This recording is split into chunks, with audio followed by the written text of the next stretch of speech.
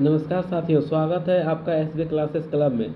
दोस्तों, बिहार दरोगा का सपना लाखों युवा देखते हैं, लेकिन सफलता उन्हीं को मिलती है जो सही दिशा में और सही रणनीति से तैयारी करते हैं। आज के इस वीडियो में हम लेकर आए हैं बिहार दरोगा परीक्षा के लिए सबसे महत्वपूर्ण और सबसे संभावित प्रश्नों का संग्रह। ये प्रश्न न सिर्फ आपके कॉन्सेप्ट को मजबूत करेगा, बल्कि परीक्षा हॉल में आत्मविश्वास के साथ सही उत्तर देने में भी मदद करेगा। तो वीडियो को ध्यान से देखिए, कॉपी पेन लेकर बैठिए और हर सवाल को अपने नोट्स में ज़रूर लिखिए। याद रखिए, सफलता उन्हीं की कदम चूमती है जो आखिरी तक मेहनत करता है। तो चलिए दोस्तों, बिना समय गंवाए शुरू करते हैं आज का पहला प्रश्न। काफ़ी इम्पोर्टेंट रहने वाला है प्रश्न, ठीक है। तो चलिए स्टार्ट करते हैं।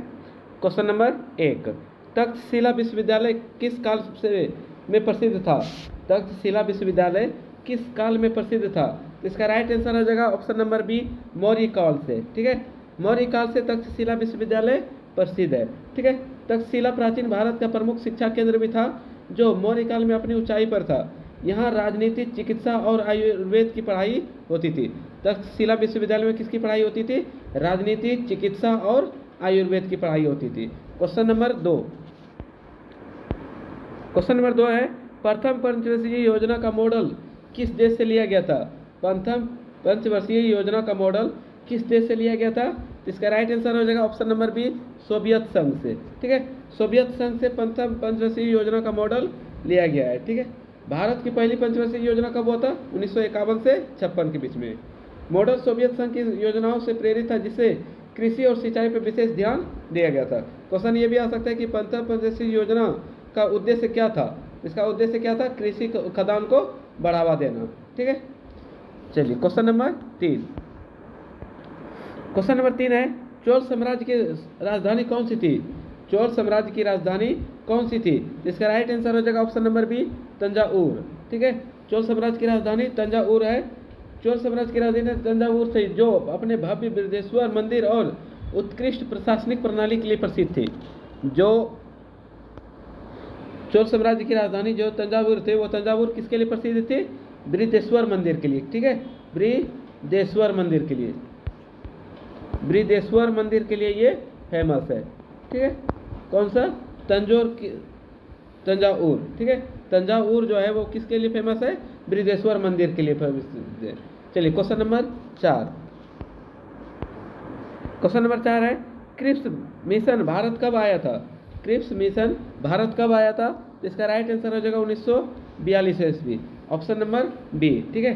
क्रिप्स मिशन भारत कब आया था? 1942 ईस्वी में आया था।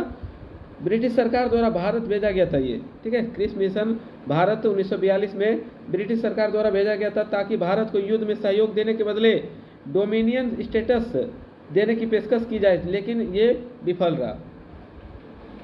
क्रिप्स मिशन 1942 में ब्रिटिश सरकार द्वारा भारत भेजा गया, ताकि भारत को युद्ध में सहयोग देने के बदले डोमिनियन स्टेटस देने की पेशकश की जा सके, लेकिन ये सफलता विफल रही, ठीक है।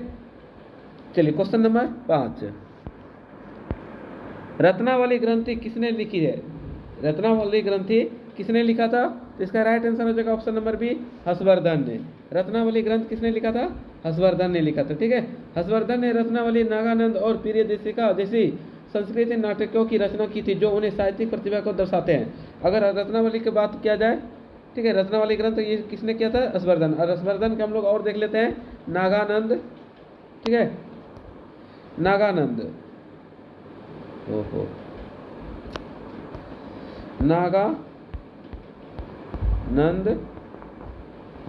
नागानंद और प्रियदर्शिका,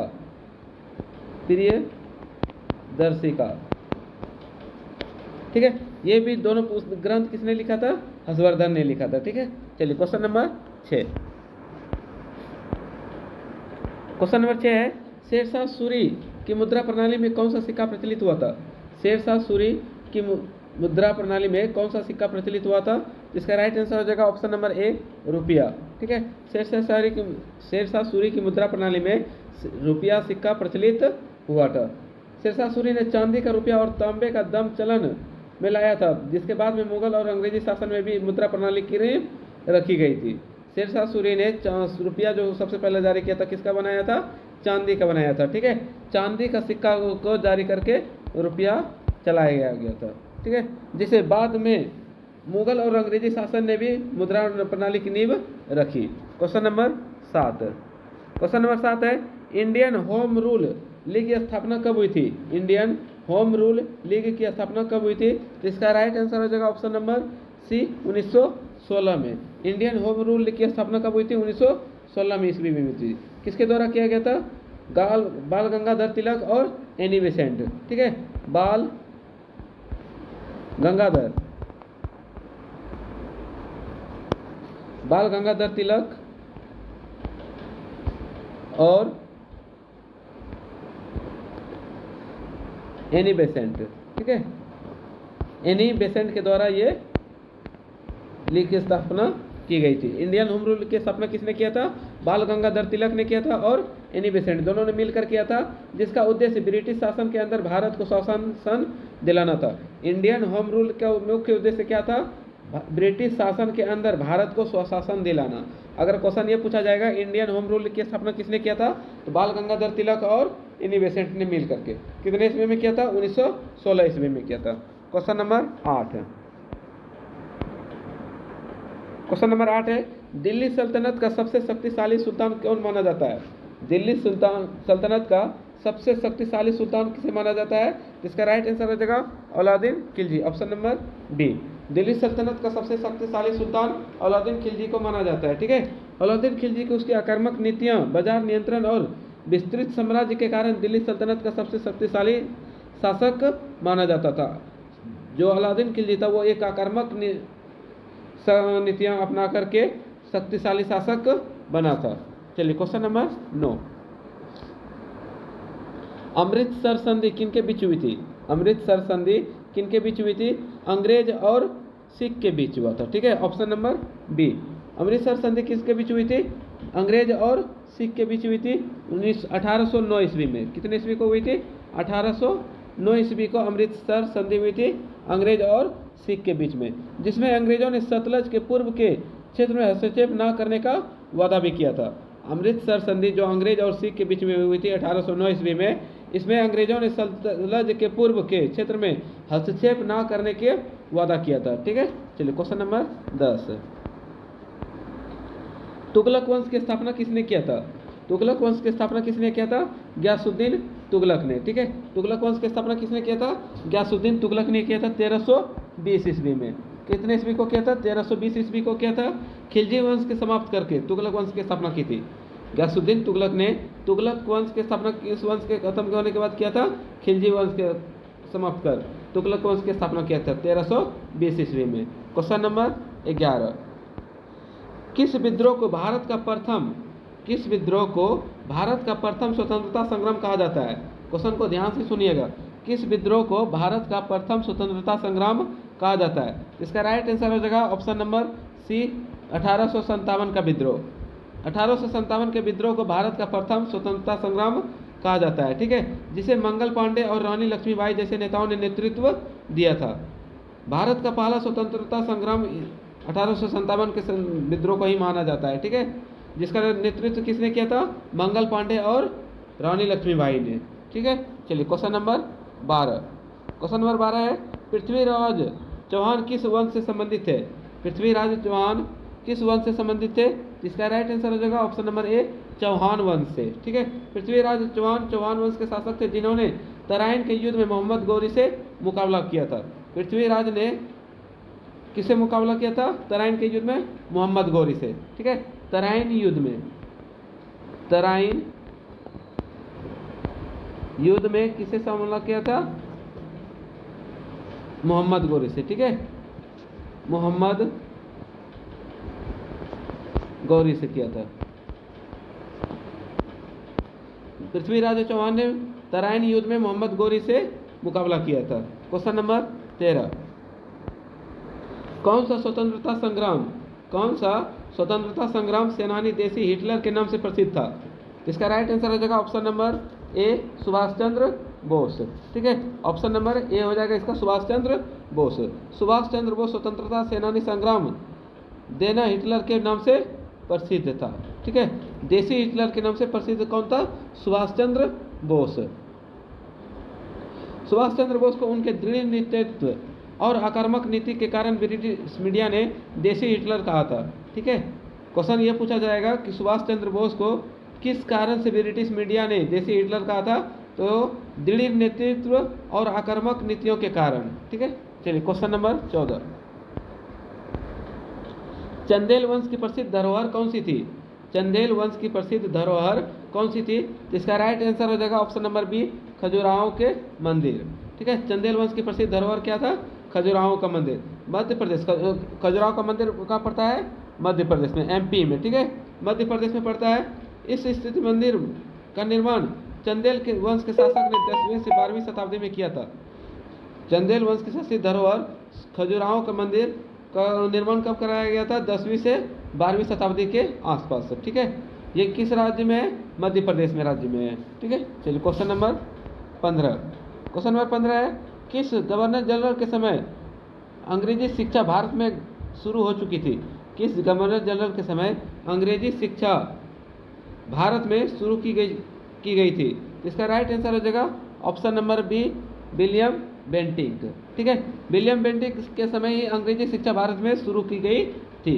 ठीक है, 1835 ईस्वी में। कितने ईस्वी में? 1835 ईस्वी में अंग्रेजी शिक्षा शुरू की गई थी। ठीक है, 1835 ईस्वी में। 1835 ईस्वी में लॉर्ड विलियम बेंटिक ने अंग्रेजी शिक्षा की शुरुआत की और मैकाले की सिफारिश पर अंग्रेजी माध्यम से शिक्षा को बढ़ावा दिया गया। ठीक है, चलिए क्वेश्चन नंबर 16, भारतीय संविधान का कौन सा अनुच्छेद समानता का अधिकार प्रदान करता है? भारतीय संविधान का कौन सा अनुच्छेद समानता का अधिकार प्रदान करता है? इसका राइट आंसर हो जाएगा ऑप्शन नंबर बी, अनुच्छेद 14। ठीक है, भारतीय संविधान का अनुच्छेद 14 समानता का अधिकार प्रदान करता है। अनुच्छेद 14 सभी नागरिकों को कानून के समक्ष समानता और कानून का समान संरक्षण प्रदान करता है। ये समानता का अधिकार की नींव भी रखा जाता है। ठीक है, चलिए क्वेश्चन नंबर 17। क्वेश्चन नंबर 17 है, राष्ट्रपति के महाभियोग की प्रक्रिया किस अनुच्छेद में वर्णित है? राष्ट्रपति के महाभियोग की प्रक्रिया किस अनुच्छेद में वर्णित है? ठीक है, तो इसका राइट आंसर हो जाएगा ऑप्शन नंबर सी, अनुच्छेद 61। अनुच्छेद 61 में राष्ट्रपति के महाभियोग की प्रक्रिया का वर्णित किया गया है। ये क्वेश्चन रिपीट हुआ है, ये क्वेश्चन पहले भी सेट में आ गया है। ठीक है, अनुच्छेद 61 में राष्ट्रपति के संविधान का उल्लंघन कर महाभियोग द्वारा हटाने की प्रक्रिया बताई गई है, जो संसद के दोनों सदनों में 2/3 बहुमत से पारित होनी चाहिए। ठीक है, चलिए क्वेश्चन नंबर 18, संविधान सभा का गठन किस वर्ष हुआ था? संविधान सभा का गठन किस वर्ष हुआ था? 1946 ईस्वी को। संविधान सभा का गठन किस वर्ष हुआ था? 1946 ईस्वी को हुआ था। ठीक है, अगर पूरा डेट के बारे में पूछा जाएगा तो 9 दिसंबर। ठीक है, 9 दिसंबर 1946 को, 9 दिसंबर 1946 को संविधान सभा का गठन हुआ था, जिससे और संविधान को 26 जनवरी 1950 को लागू किया था। अगर गठन के बारे में पूछा जाएगा तो 9 दिसंबर 1946, और ये लागू करने के बाद पूछा जाएगा तो क्या हो जाएगा? 26 जनवरी 1950 को। ठीक है, 26 जनवरी 1950 को लागू किया गया था, और गठन कितने ईस्वी को किया गया था? 9 दिसंबर 1946 को। Question number 19। क्वेश्चन नंबर 19 है, भारत के प्रथम उपराष्ट्रपति कौन है? भारत के प्रथम उपराष्ट्रपति कौन थे? इसका राइट आंसर हो जाएगा option number A, doctor Sarvepalli Radhakrishnan. ठीक है, भारत के प्रथम उपराष्ट्रपति कौन थे? डॉक्टर सर्वपल्ली राधाकृष्णन। ठीक है, और बाद में ये दूसरे राष्ट्रपति भी बने थे। डॉक्टर सर्वपल्ली राधाकृष्णन एक ऐसे व्यक्ति थे जो भारत के प्रथम उपराष्ट्रपति के रूप में तो थे ही, लेकिन इन्होंने एक बार और फिर उपराष्ट्रपति के रूप में पद घोषित किया था। ठीक है, उपराष्ट्रपति के पद पर फिर से ये आसीन हुए थे। Question number 20। क्वेश्चन नंबर 20 है, मौलिक कर्तव्य संविधान में किस संशोधन द्वारा जोड़े गए थे? मौलिक कर्तव्य संविधान में किस संशोधन द्वारा जोड़े गए थे? इसका राइट आंसर हो जाएगा ऑप्शन नंबर बी, 42वें संविधान संशोधन के तहत। ठीक है, ये भी क्वेश्चन रिपीट हुआ है। मौलिक कर्तव्य संविधान में 42वें संविधान संशोधन के द्वारा जोड़ा गया था। कितने ईस्वी को? 1976 ईस्वी को। ठीक है, 1976 ईस्वी को जोड़ा गया था, जिसमें अनुच्छेद 51A के, अनुच्छेद 51A, ठीक है, 51A के तहत 10 मौलिक कर्तव्यों को जोड़ा गया था। अनुच्छेद 51A के तहत कितने मौलिक कर्तव्यों को जोड़ा गया था? 10 मौलिक कर्तव्यों को जोड़ा गया था। 42वें संविधान संशोधन कब किया गया था? 1976 में किया गया था, जिसमें अनुच्छेद 51A में 10 मौलिक कर्तव्यों को जोड़ा गया था। क्वेश्चन नंबर 21, वित्त आयोग का गठन कितने वर्षों के अंतराल पर होता है? वित्त आयोग का गठन कितने वर्षों के अंतराल पर होता है? इसका राइट आंसर हो जाएगा ऑप्शन नंबर सी, हर 5 साल पर। ठीक है, प्रत्येक 5 साल पर वित्त आयोग का गठन सुनिश्चित किया जाता है। ठीक है, वित्त आयोग का गठन अनुच्छेद 280 के तहत, अनुच्छेद 280 के तहत प्रत्येक 5 वर्ष में ये आयोजित किया जाता है, ताकि केंद्र और राज्यों के बीच वित्तीय संसाधनों का बंटवारा हो सके।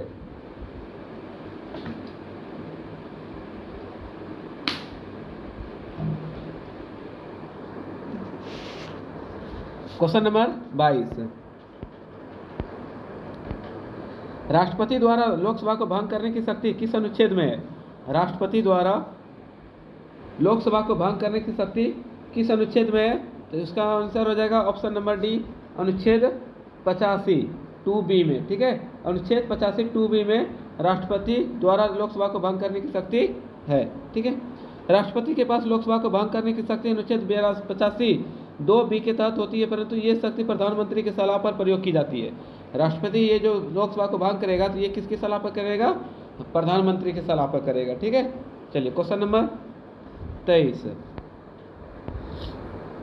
भारतीय संविधान का आदर्श कहाँ से लिया गया है? भारतीय संविधान का आदर्श कहाँ से लिया गया है? इसका राइट आंसर हो जाएगा ऑप्शन नंबर बी, फ्रांस से। ठीक है, ऑप्शन नंबर बी हो जाएगा इसका, फ्रांस। भारतीय संविधान का आदर्श कहाँ से लिया गया है? फ्रांस से लिया गया। समानता, स्वतंत्रता और बंधुत्व के सिद्धांत फ्रांस से लिया गया, जो हमारे संविधान के मूलभूत सिद्धांत है। क्वेश्चन को ध्यान से सुनिएगा, आदर्श वाक्य क्या क्या है? स्वतंत्रता, समानता और बंधुत्व, ये तीनों कहाँ से लिए गए हैं? फ्रांस से लिए गए, जो संविधान का मूलभूत सिद्धांत भी माना जाता है। क्वेश्चन नंबर 24, क्वेश्चन नंबर 24 है, लोकसभा का अधिकतम कार्यकाल कितने वर्षों का होता है? लोकसभा का अधिकतम कार्यकाल कितने वर्षों का होता है? 5 वर्ष का। ठीक है, लोकसभा का सामान्य कार्यकाल 5 वर्ष का होता है, जिसे आपातकाल की स्थिति में बढ़ाया भी जा सकता है। देखिए, अगर सामान्य स्थिति में 5 वर्ष का होता है, लेकिन आपातकाल के दौरान ये समय बढ़ाया भी जा सकता है। ठीक है, चलिए क्वेश्चन नंबर 25, क्वेश्चन नंबर 25 है, राज्यसभा के सदस्यों का कार्यकाल कितने वर्षों का होता है? राज्यसभा के सदस्यों का कार्यकाल कितने वर्षों का होता है? 6 वर्षों का। ठीक है, राज्यसभा का कार्यकाल के सदस्यों का कार्यकाल 6 वर्ष का, और लोकसभा के सदस्यों का कार्यकाल कितने वर्षों का होता है? 5 वर्ष का। लोकसभा के सदस्यों का पूछा जाएगा तो 5 वर्ष, और राज्यसभा के सदस्यों का पूछा जाएगा तो 6 वर्ष। राज्यसभा के सदस्य 6 वर्षों के लिए चुने जाते हैं, लेकिन हर 2 वर्ष में 1/3 सदस्य सेवानिवृत्त हो जाते हैं। ठीक है, मतलब सेवा से निवृत्त कर दिए जाते हैं। चलिए क्वेश्चन नंबर 26, क्वेश्चन नंबर 26 है, भारत में सार्वजनिक सेवा आयोग का गठन किस अनुच्छेद के तहत होता है? भारत में सार्वजनिक सेवा आयोग का गठन किस अनुच्छेद के तहत होता है? तो इसका राइट आंसर हो जाएगा ऑप्शन नंबर बी, अनुच्छेद 315 के तहत। ठीक है, भारत में सार्वजनिक सेवा आयोग का गठन अनुच्छेद 315 के तहत होता है। ठीक है, चलिए क्वेश्चन नंबर 27, क्वेश्चन नंबर 27 है, धारा 370 किस राज्य से संबंधित है? धारा 370 किस राज्य से संबंधित है? तो इसका राइट आंसर हो जाएगा ऑप्शन नंबर बी, जम्मू और कश्मीर से। ठीक है, अनुच्छेद 370 जम्मू और कश्मीर को विशेष दर्जा देता था, जिसे 5 अगस्त 2019 को 5 अगस्त, ठीक है, 5 अगस्त 2019 को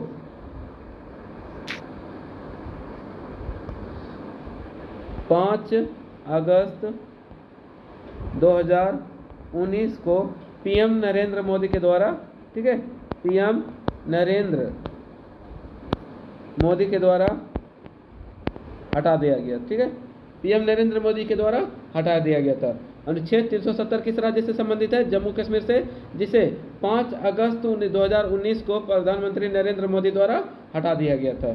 चलिए क्वेश्चन नंबर 28, क्वेश्चन नंबर 28 है, राष्ट्रपति का चुनाव प्रक्रिया, राष्ट्रपति के चुनाव प्रक्रिया में किसका योगदान नहीं होता है? राष्ट्रपति के चुनाव प्रक्रिया में किसका योगदान नहीं होता है? ग्राम पंचायत का, ठीक है। Option number D. राष्ट्रपति के चुनाव प्रक्रिया में किसका योगदान नहीं होता है? ग्राम पंचायत का नहीं होता है, ठीक है। राष्ट्रपति का चुनाव संसद के दोनों सदन राज्य की विधानसभा के निर्वाचित सदस्यों द्वारा किया जाता है, ग्राम पंचायत इसमें शामिल नहीं होते हैं, ठीक है। चलिए क्वेश्चन नंबर 29। क्वेश्चन नंबर 29 है, भारत में संविधान दिवस कब मनाया जाता है? भारत में संविधान दिवस कब मनाया जाता है? इसका राइट आंसर हो जाएगा 26 जनवरी को, ठीक है। 26 जनवरी को संविधान दिवस मनाया जाता है, ठीक है। चलिए क्वेश्चन नंबर 30। कौन सा अनुच्छेद आपातकाल की घोषणा से संबंधित है? कौन सा अनुच्छेद आपातकाल की घोषणा से संबंधित है? इसका राइट आंसर हो जाएगा ऑप्शन नंबर डी, उपरोक्त सभी, ठीक है। अनुच्छेद 352, अनुच्छेद 356 और अनुच्छेद 307 के तहत आपातकाल की घोषणा किया जा सकता है, ठीक है। 352 राष्ट्रीय आपातकाल के लगाया जाता है, 356 राज्य आपातकाल के लिए लगाया जाता है और 360 वित्तीय आपातकाल लगाया जाता है। क्वेश्चन को देख नोट कर लीजिएगा, काफ़ी इंपॉर्टेंट है, ठीक है। अनुच्छेद 352 होता है, यह राष्ट्रीय आपातकाल होता है। कौन सा होता है? राष्ट्रीय आपातकाल, ठीक है। राष्ट्रीय आपातकाल, राष्ट्रीय आपातकाल होता है। अनुच्छेद 356 जो होता है यह होता है राष्ट्रपति या राज्य आपातकाल, ठीक है, राज्य आपातकाल। और 360 जो होता है यह होता है वित्तीय आपातकाल, ठीक है, वित्तीय आपातकाल, ठीक है। 352 राष्ट्रीय आपातकाल होता है, 356 राज्य आपातकाल होता है और 360 वित्तीय आपातकाल होता है। तीनों के बारे में जानकारी मिल गया। चलिए क्वेश्चन नंबर 31। क्वेश्चन नंबर 31 है, पृथ्वी की परिधि भूमध्य रेखा पर लगभग कितनी होती है? पृथ्वी की परिधि भूमध्य रेखा पर लगभग कितनी होती है? जिसका राइट आंसर हो जाएगा ऑप्शन नंबर बी, 40,075 किलोमीटर, ठीक है। 40,075 किलोमीटर पृथ्वी की भूमध्य रेखा पर परिधि होती है, जबकि ध्रुवों पर यह थोड़ी कम होती है क्योंकि पृथ्वी थोड़ी चपटी होती है। पृथ्वी की परिधि भूमध्य रेखा पर अगर पूछी जाएगा तो कितना हो जाएगा? 40,075 किलोमीटर। यही अगर ध्रुव पे पूछा जाएगा तो वहाँ पे थोड़ा सा कम होता है क्योंकि पृथ्वी क्या है? चिपटा है, ठीक है। चलिए क्वेश्चन नंबर 32। क्वेश्चन नंबर 32 है, मानसून पवन की दिशा भारत में किस समय बदलती है? मानसून पवन की दिशा भारत में किस समय बदलती है? इसका राइट आंसर हो जाएगा ऑप्शन नंबर बी, जून में, ठीक है। मानसून पवन की दिशा भारत में किस समय बदलती है? जून माह में बदलती है। जून में दक्षिण पश्चिमी मानसून में भारत में प्रवेश करती है और बारिश लाता है। सितंबर के बाद पवन की दिशा उत्तर पूर्वी हो जाता है। सितंबर के बाद जो पवन की दिशा होता है वो किस तरफ हो जाता है? उत्तर पूर्वी की दिशा तरफ हो जाती है, ठीक है। चलिए क्वेश्चन नंबर 33। नर्मदा नदी किस प्रकार की नदी है? नर्मदा नदी किस प्रकार की नदी है? इसका राइट आंसर हो जाएगा ऑप्शन नंबर सी, पेनिनसुलर नदी, ठीक है। नर्मदा नदी किस प्रकार की नदी है? पेनिनसुलर नदी। नर्मदा नदी प्रायद्वीपीय नदी है जो अमरकंटक पठार से निकलकर पश्चिम दिशा में अरब सागर में मिलती है। कहाँ से नर्मदा नदी कहाँ से निकलती है? अमरकंटक से, ठीक है। कहाँ से निकलती है? अमरकंटक से निकल करके पश्चिम दिशा में अरब सागर में मिलती है। कहाँ मिलती है? अरब सागर में, ठीक है। अरब सागर में जाकर के मिल जाती है। नर्मदा नदी अमरकंटक से निकलकर पश्चिम दिशा में अरब सागर में मिल जाती है, ठीक है। नर्मदा नदी किस प्रकार की नदी है? ये आंसर बता दिया आप लोग को, पेनिनसुलर नदी, ठीक है। चलिए क्वेश्चन नंबर 34। कर्क रेखा भारत के कितने राज्यों से होकर गुजरती है? कर्क रेखा भारत के कितने राज्यों से होकर गुजरती है? तो 9 राज्यों से होकर गुजरती है, ठीक है। कर्क रेखा भारत के 9 राज्यों से होकर गुजरती है, जिसमें राजस्थान, गुजरात, मध्य प्रदेश, छत्तीसगढ़, झारखंड, पश्चिम बंगाल, त्रिपुरा, मिजोरम और नागालैंड आता है, ठीक है। कर्क रेखा भारत के कितने राज्यों से होकर गुजरती है? 9 राज्यों से, जिसमें आपका आ जाएगा राजस्थान,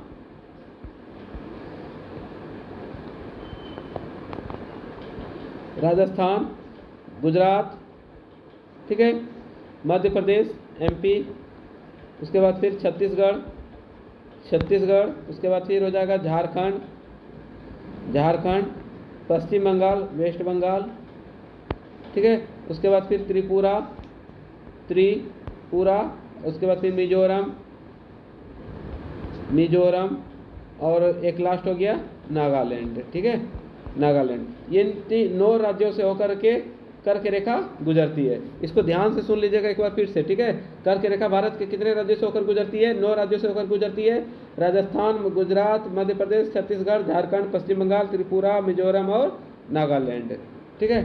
चलिए क्वेश्चन नंबर 35। क्वेश्चन नंबर 35 है, भारत में सर्वाधिक वर्षा कहाँ होती है?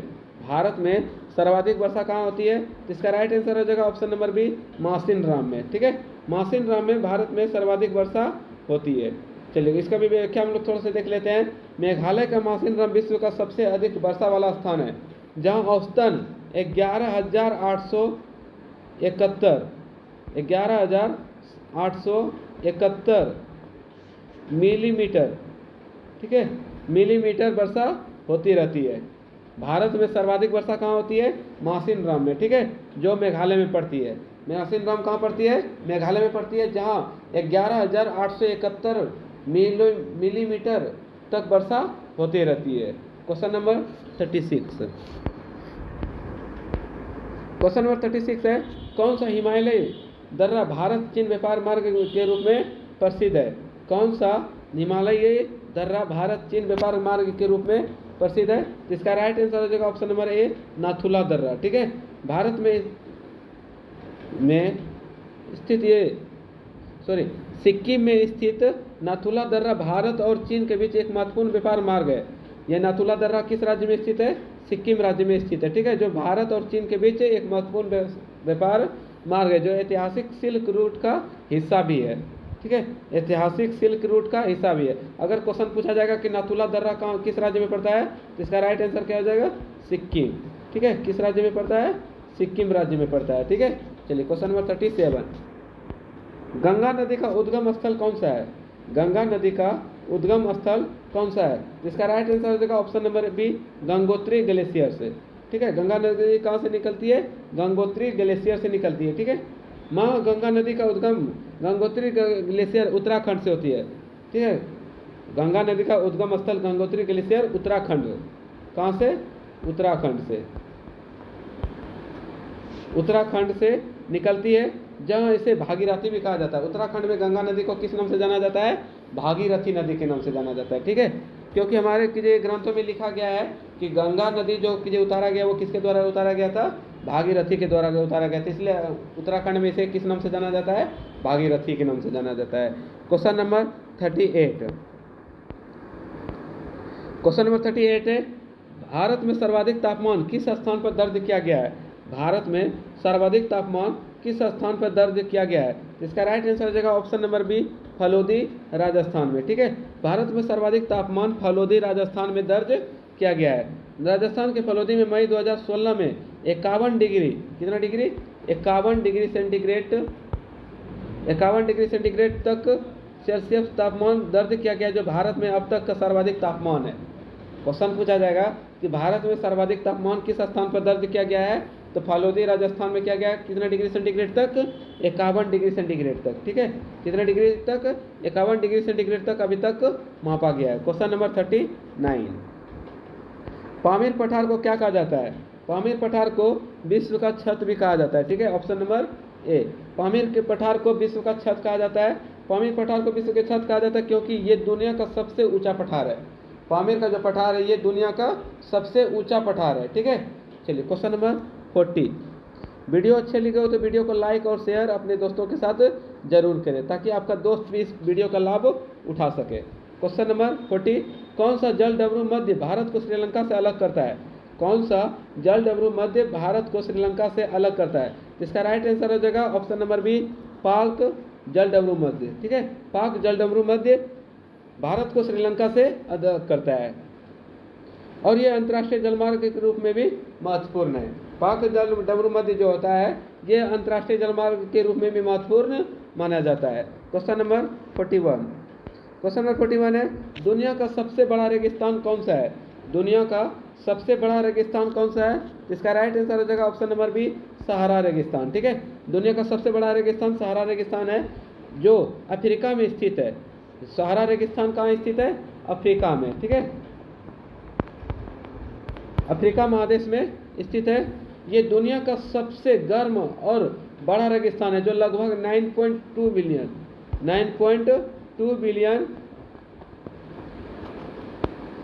2 बिलियन वर्ग किलोमीटर क्षेत्र में फैला है। क्वेश्चन अगर ये पूछ लिया जाएगा कि सहारा रेगिस्तान कितने बिलियन वर्ग किलोमीटर क्षेत्र में फैला हुआ है, क्वेश्चन अगर पूछा जाएगा कि सहारा रेगिस्तान कितने वर्ग किलोमीटर क्षेत्र में फैला हुआ है, तो इसका राइट आंसर क्या हो जाएगा 9.2 मिलियन, बिलियन नहीं 9.2 मिलियन क्षेत्र वर्ग में। ठीक है, क्वेश्चन नंबर 42। क्वेश्चन नंबर 42 है, किस राज्य में साइलेंट वैली राष्ट्रीय उद्यान स्थित है? किस राज्य में साइलेंट वैली राष्ट्रीय उद्यान स्थित है? इसका राइट आंसर हो जाएगा ऑप्शन नंबर बी, केरल में। किस राज्य में साइलेंट वैली राष्ट्रीय उद्यान है? केरल राज्य में। ठीक है, silent valley national park Kerala में स्थित है, जो जैव विविधता और उष्णकटिबंधीय वर्षा वनों के लिए प्रसिद्ध है। साइलेंट वैली किस लिए प्रसिद्ध है? जैव विविधता और उष्णकटिबंधीय वर्षा वनों के लिए प्रसिद्ध है ये। ठीक है, किस राज्य में पड़ता है ये? केरल राज्य में पड़ता है। Question number 43। क्वेश्चन नंबर 43 है, चिल्का झील किस राज्य में स्थित है? चिल्का झील किस राज्य में स्थित है? इसका राइट आंसर हो जाएगा ऑप्शन नंबर बी, ओडिशा। ठीक है, चिल्का झील किस राज्य में स्थित है? ओडिशा में।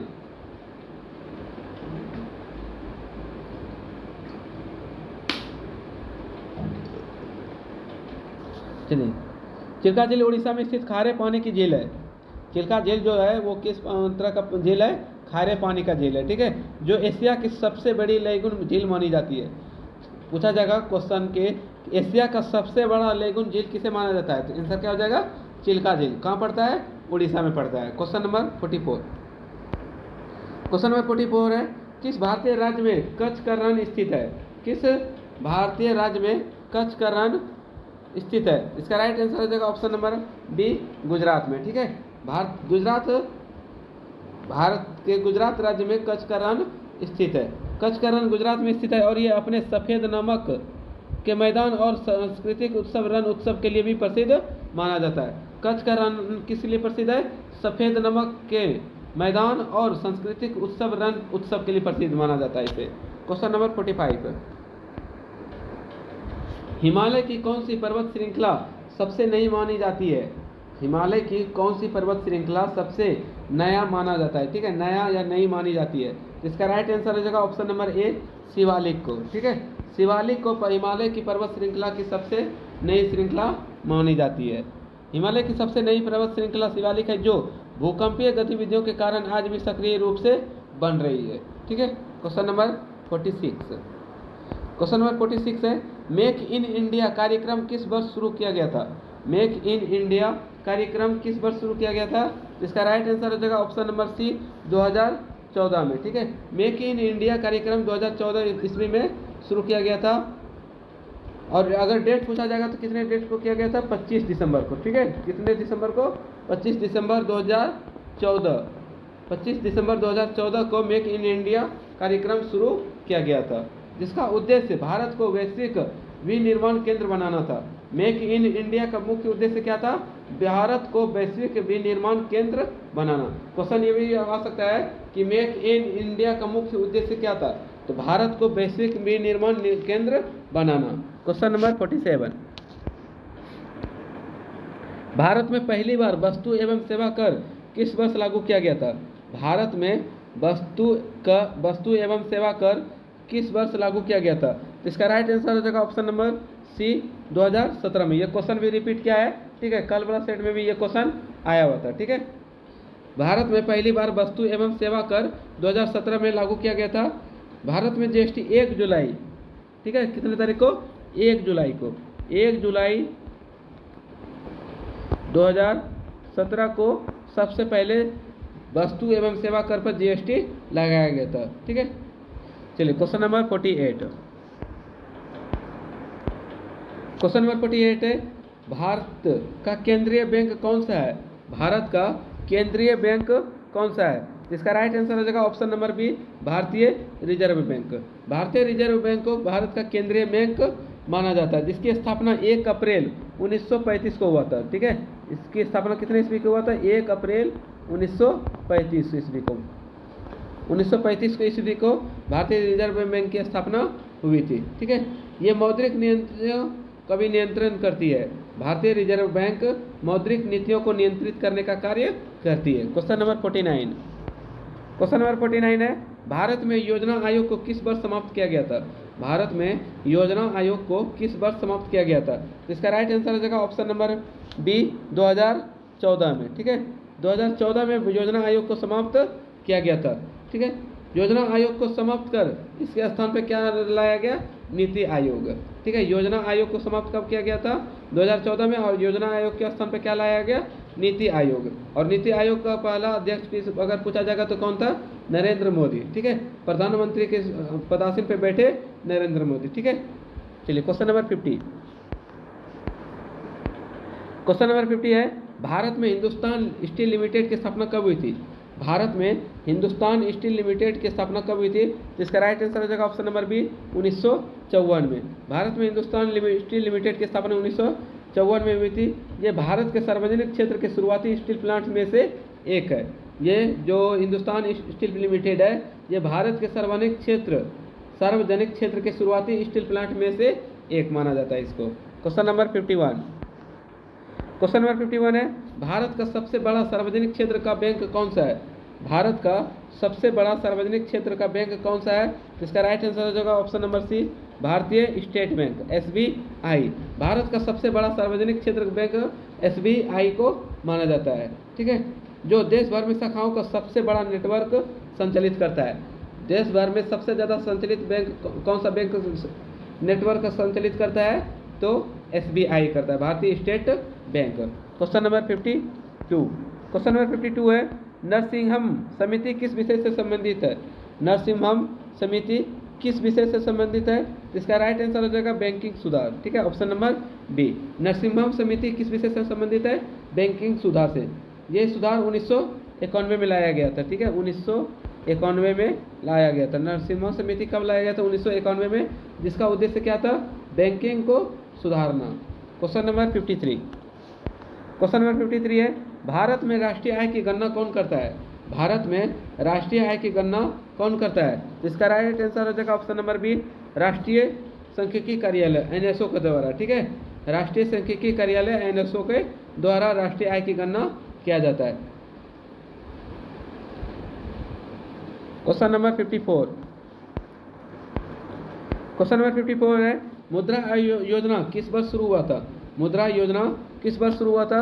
इसका राइट आंसर हो जाएगा ऑप्शन नंबर सी, 2015 को। ठीक है, 2015 को प्रधानमंत्री मुद्रा योजना छोटे और मध्यम व्यवसाय को ऋण उपलब्ध कराने के लिए शुरू किया गया था। ठीक है, प्रधानमंत्री मुद्रा योजना 2015 में छोटे और मध्यम व्यवसायों को ऋण उपलब्ध कराने के लिए शुरू की गई थी। Question number 55। क्वेश्चन नंबर 55 है, भारत में बेरोजगारी का कौन सा प्रकार सबसे अधिक पाया जाता है? भारत में बेरोजगारी का कौन सा प्रकार सबसे अधिक पाया जाता है? इसका राइट आंसर हो जाएगा ऑप्शन नंबर बी, मौसमी बेरोजगारी। ठीक है, भारत में मुख्यतः ग्रामीण क्षेत्रों में मौसमी बेरोजगारी पाई जाती है, खासकर कृषि पर निर्भर लोगों पर। ठीक है, भारत में जो बेरोजगारी का सबसे अच्छा प्रकार पाया जाता है वो कौन सा पाया जाता है? मौसमी बेरोजगारी। मौसमी बेरोजगारी खास करके कृषि पर निर्भर लोगों पर पड़ा जाता है। ठीक है, चलिए क्वेश्चन नंबर 56। निवेश का अर्थ क्या है? निवेश का अर्थ क्या है? इसका राइट आंसर हो जाएगा ऑप्शन नंबर सी, आय के उत्पादक साधनों में लगाना। आय को उत्पादक साधनों में लगाना। निवेश का अर्थ सही मायने में क्या होता है? आय को उत्पादक साधनों में लगाना। देख लेते हैं इसका भी थोड़ा सा व्याख्या। निवेश का जो अर्थ होता है, आय का उपयोग भविष्य में लाभ प्राप्त करने के लिए उत्पादन कार्यों में लगाया जाता है। ठीक है, चलिए क्वेश्चन नंबर 57। क्वेश्चन नंबर 57 है, भूस्खलन कर सबसे पहले किसके द्वारा लगाया जाता है? भूस्खलन कर सबसे पहले किसके द्वारा लगाया गया था? इसका राइट आंसर हो जाएगा ऑप्शन नंबर ए, ब्रिटिश सरकार के द्वारा। ठीक है, भूस्खलन कर सबसे पहले ब्रिटिश सरकार के द्वारा लगाया गया था। ब्रिटिश शासनकाल में ही पहली बार भूमि कर प्रणाली को संगठित रूप से लागू किया गया था। क्वेश्चन पूछा जाएगा कि भूस्खलन सबसे पहले किसके द्वारा लगाया गया था? ब्रिटिश सरकार के द्वारा लगाया गया था। ठीक है, क्वेश्चन नंबर 58। क्वेश्चन नंबर 58 है, भारत का सबसे बड़ा व्यापारिक साझेदार कौन सा है 2025 तक? भारत का सबसे बड़ा व्यापारिक साझेदार कौन सा है? जिसका राइट आंसर हो जाएगा ऑप्शन नंबर ए, चीन। ठीक है, भारत का सबसे बड़ा व्यापारिक साझेदार कौन सा है 2025 तक में? चीन। ठीक है, भारत का सबसे बड़ा व्यापारिक साझेदार चीन है, विशेषकर इलेक्ट्रॉनिक मशीनरी और रसायन के व्यापार में। ठीक है, चलिए question number 59, make in India अभियान की शुरुआत कब हुई थी? देखिए ये क्वेश्चन रिपीट क्या है। ठीक है, अभी जस्ट बताए 2014 में। ठीक है, मेक इन इंडिया की शुरुआत कब की गई थी? 2014 में की गई थी। चलिए क्वेश्चन नंबर 60, क्वेश्चन नंबर 60 है, भारत में डिजिटल भुगतान को बढ़ावा देने के लिए यूपीआई की शुरुआत किस वर्ष की गई थी? भारत में डिजिटल भुगतान को बढ़ावा देने के लिए यूपीआई की शुरुआत किस वर्ष की गई थी? जिसका आंसर हो जाएगा ऑप्शन नंबर बी, 2015 में। ठीक है, यूनिफाइड पेमेंट्स इंटरफेस यूपीआई 2015 में एनपीसीआई द्वारा लॉन्च किया गया था, जिसे डिजिटल भुगतान क्रांति आई। क्वेश्चन नंबर 61, क्वेश्चन नंबर 61 है, मानव शरीर में कौन सा अंग इंसुलिन हार्मोन का स्राव करती है? मानव शरीर में कौन सा अंग इंसुलिन हार्मोन का स्राव करती है? इसका राइट आंसर हो जाएगा ऑप्शन नंबर बी, अग्नाशय। ठीक है, अग्नाशय ग्रंथि इंसुलिन हार्मोन का स्राव करती है। इंसुलिन का निर्माण हार्मोन अग्नाशय की लैंगरहैंस की बीटा कोशिकाओं में होता है, जो रक्त में ग्लूकोज के स्तर को नियंत्रित करता है। ठीक है, क्वेश्चन अगर पूछा जाएगा कि रक्त में ग्लूकोज के स्तर को कौन नियंत्रित करता है, तो अग्नाशय की लैंगरहैंस की बीटा कोशिकाएं हैं। ठीक है, क्वेश्चन नंबर 62, क्वेश्चन नंबर 62 है, पृथ्वी के वायुमंडल में सबसे अधिक मात्रा में कौन सी गैस पाई जाती है? पृथ्वी के वायुमंडल में सबसे अधिक मात्रा में कौन सी गैस पाई जाती है? जिसका राइट आंसर हो जाएगा option number B, nitrogen gas. ठीक है, वायुमंडल में लगभग 78% नाइट्रोजन कितना प्रतिशत पाया जाता है? 78% पाया जाता है, और 21% ऑक्सीजन पाया जाता है। ठीक है, ऑक्सीजन कितना प्रतिशत पाया जाता है? 21% O2, और N2 कितना प्रतिशत पाया जाता है? 78%। बाकी सभी 1% अन्य गैसें होती है। ठीक है, चलिए क्वेश्चन नंबर 63, डीएनए का पूरा नाम क्या है?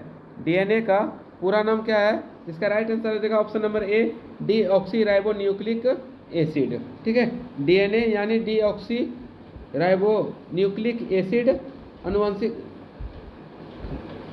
जानकारी का भी वाहक होता है। ठीक है, डीएनए को हम लोग अनुवांशिक जानकारी का वाहक भी माना जाता है। क्वेश्चन नंबर 64, क्वेश्चन नंबर 64 है, बल्ब के फिलामेंट किस धातु का बना होता है? बल्ब का फिलामेंट किस धातु का बना होता है? इसका राइट आंसर हो जाएगा ऑप्शन नंबर बी, टंगस्टन धातु का। ठीक है, टंगस्टन का गलनांक बहुत अधिक होता है, जिससे ये बल्ब में गर्म होकर ही भी नहीं पिघलता है।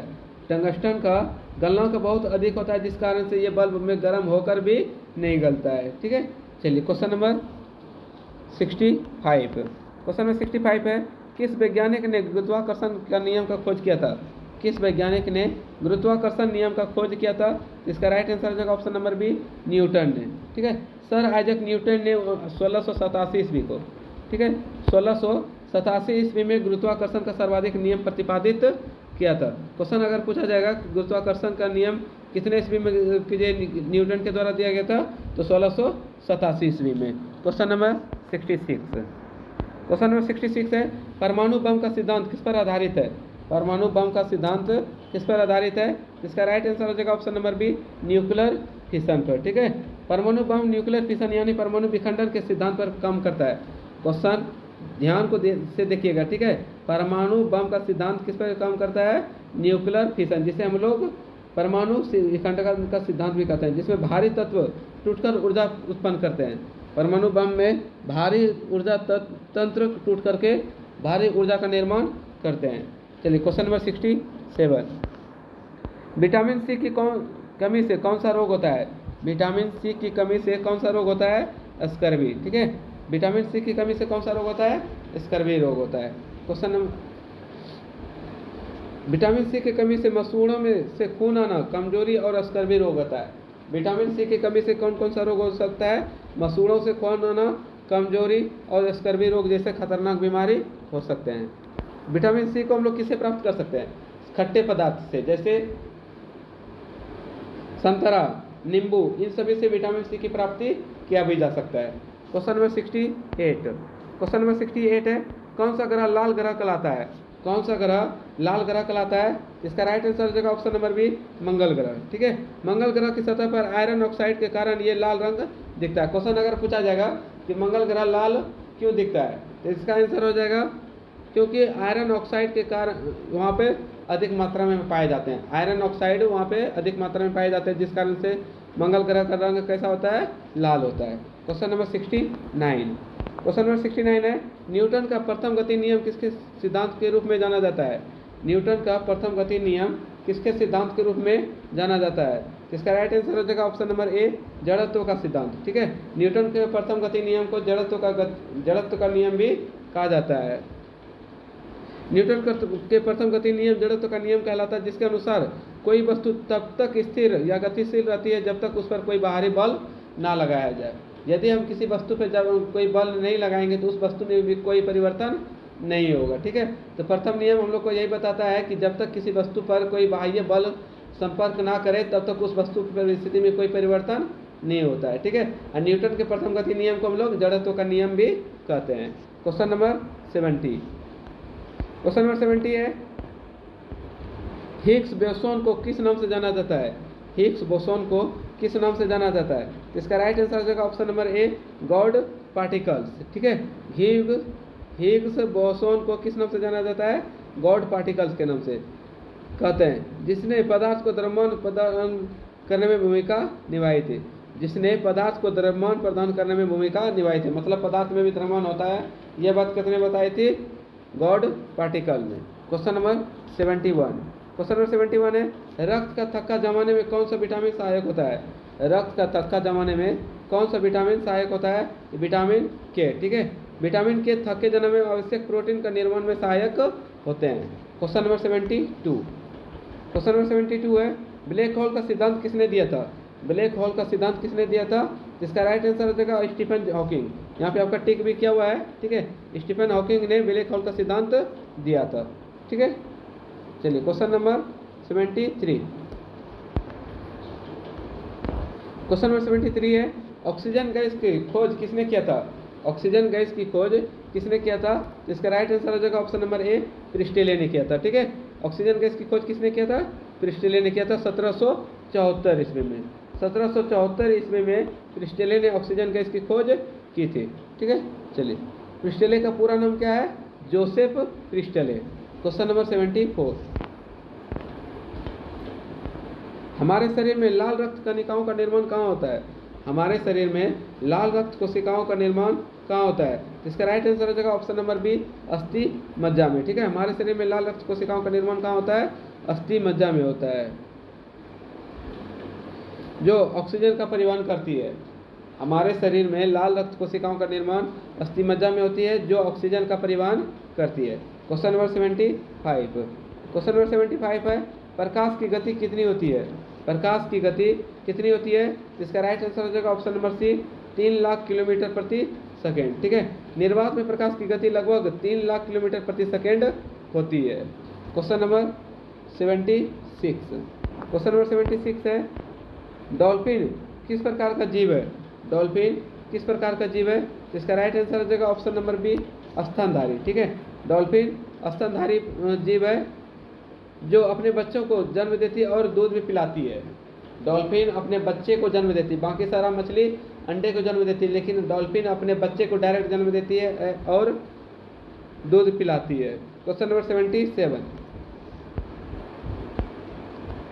क्वेश्चन नंबर 77 है, ओजोन परत किस गैस से बनी होती है? ओजोन परत किस गैस से बनी होती है? जिसका राइट आंसर हो जाएगा option number A, oxygen gas से। ठीक है, ओजोन परत O3 ऑक्सीजन से बनी होती है, जो पृथ्वी को हानिकारक पराबैंगनी किरणों से बचाती है। ठीक है, ओजोन परत का फार्मूला क्या होता है?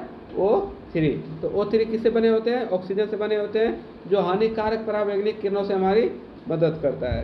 Question number 78। क्वेश्चन नंबर 78 है, ग्रीन हाउस प्रभाव का मुख्य कारण क्या था?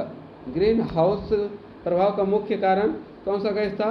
जिसका राइट आंसर हो जाएगा option number B, carbon dioxide gas. ठीक है, carbon dioxide gas greenhouse प्रभाव में सबसे अधिक योगदान देती है, जिससे ग्लोबल वार्मिंग भी बढ़ती है। ग्रीन हाउस प्रभाव का मुख्य कारण क्या था? कार्बन डाइऑक्साइड, जिस कारण से घरों में ग्लोबल वार्मिंग भी बढ़ते जा रहा था। Question number 79। मानव शरीर की सबसे लंबी हड्डी कौन सी है? मानव शरीर की सबसे लंबी हड्डी कौन सी है? इसका राइट आंसर हो जाएगा ऑप्शन नंबर ए, फीमर की हड्डी। ठीक है, मानव शरीर में सबसे लंबी हड्डी कौन सी होती है? फीमर की हड्डी होती है। ज्यों की फीमर हड्डी मानव शरीर के सबसे मजबूत और लंबी होती है, ठीक है, याद रखिए। क्वेश्चन नंबर 80, विद्युत धारा की इकाई क्या होती है? विद्युत धारा की इकाई क्या होती है? इसका राइट आंसर हो जाएगा ऑप्शन नंबर सी, एम्पियर, ठीक है। एम्पियर विद्युत धारा की इकाई होती है। ये धारा की माप की इकाई एम्पियर है, जिसका नाम आंद्रे मेरी एम्पियर के नाम पे रखा गया था। एम्पियर का नाम किसके नाम पे रखा गया था? आंद्रे मेरी, ठीक है, आंद्रे मेरी एम्पियर।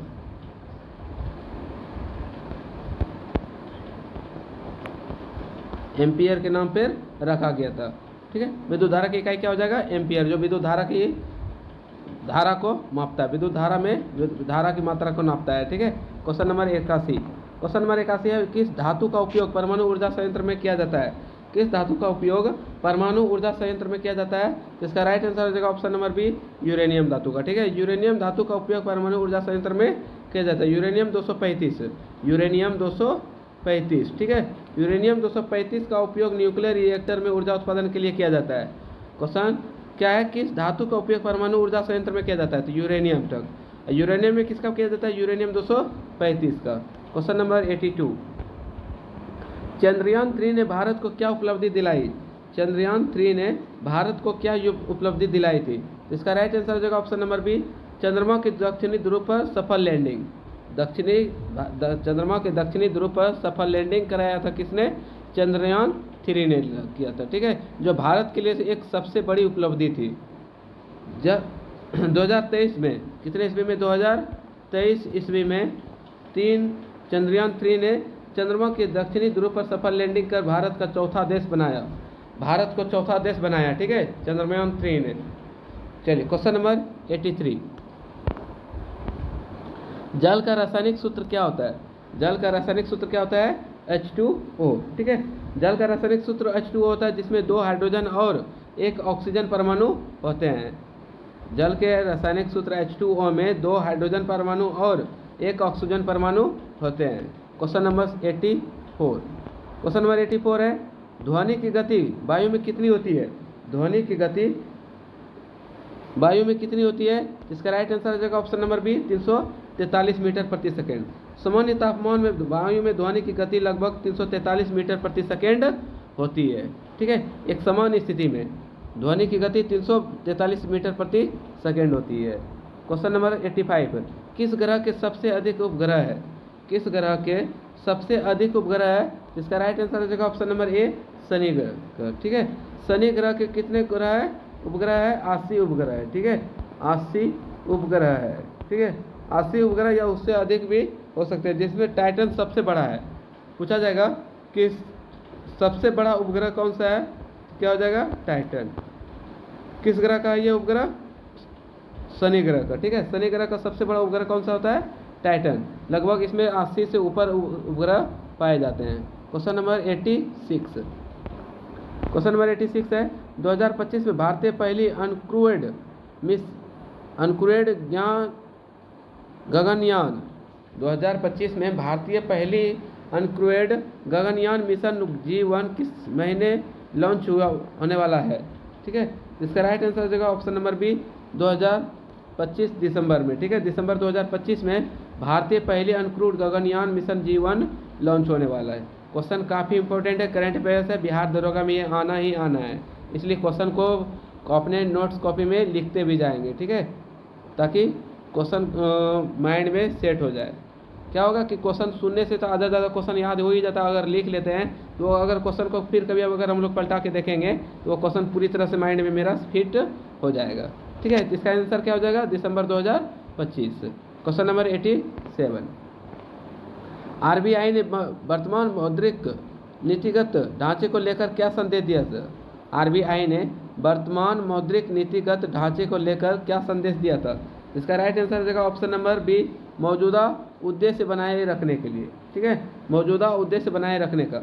आरबीआई ने वर्तमान मौद्रिक नीतिगत ढांचे को लेकर के मौजूदा उद्देश्य बनाए रखने का संकेत दिया है। ठीक है, आरबीआई ने मौजूदा 4% से 2+-2% लक्ष्य प्रणाली को बनाए रखने का पक्ष लिया, ये बताते हुए कि हेडलाइन इन्फ्लेशन आम जनता के लिए अधिक सटीक संकेतक है।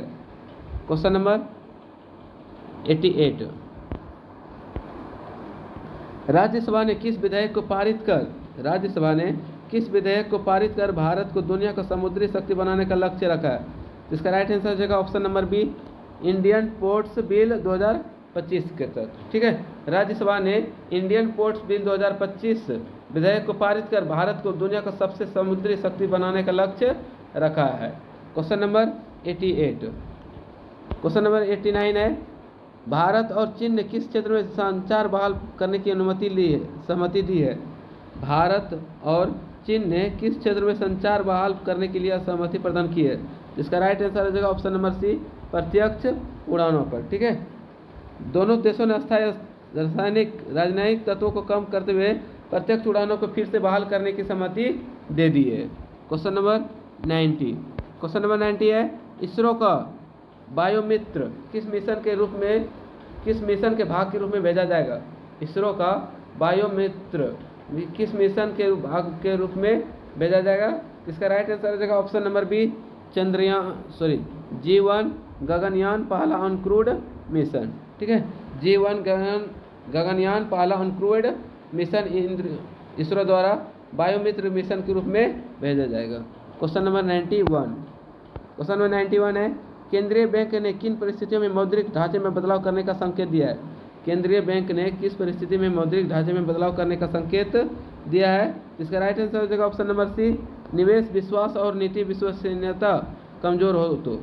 केंद्रीय बैंक ने किन परिस्थितियों में मौद्रिक ढांचे में बदलाव करने की सलाह दिया? निदेशक विश्वास और नीति विश्वसनीयता कमजोर हो तो। Question number 92। क्वेश्चन नंबर 92 है, भारतीय पोर्ट्स बिल 2025 किस वैश्विक मॉडल से प्रेरित है? भारतीय पोर्ट्स बिल 2025 किस वैश्विक मॉडल से प्रेरित है? इसका राइट आंसर हो जाएगा option number B, Singapore Europe model से। ठीक है, सिंगापुर यूरोप मॉडल से पोर्ट्स बिल भारतीय बनाने संचालन हेतु सिंगापुर और यूरोप जैसे मॉडल से प्रेरित कर रहा है। भारतीय पोर्ट्स बिल 2025 किस वैश्विक मॉडल से प्रेरित है? सिंगापुर या यूरोप मॉडल से। ठीक है, अब पोर्ट्स बिल भारतीय बंदरगाहों को बेहतर संचालन हेतु सिंगापुर और यूरोप जैसे मॉडल से प्रेरित कर रहा है। Question number 93। क्वेश्चन नंबर 93 है, भारत चीन संबंधों में स्थिरता और सहयोग बढ़ाने के लिए किस प्रकार के मानदंडों में सहमति हुई थी? भारतीय चीन संबंधों में स्थिति और सहयोग बढ़ाने के लिए किस भारत के मानदंडों की सहमति हुई थी? इसका राइट आंसर हो जाएगा ऑप्शन नंबर बी, वीजा, उड़ान और सीमा निगरानी। ठीक है, वीजा, उड़ान और सीमा निगरानी के मानदंडों पर सहमति हुई थी। क्वेश्चन नंबर 93, भारत चीन संबंधों में स्थिरता और सहयोग बढ़ाने के लिए किस प्रकार के मानदंडों पर सहमति थी? इसका राइट आंसर हो जाएगा ऑप्शन नंबर बी, वीजा, उड़ान और सीमा निगरानी। ठीक है, क्वेश्चन नंबर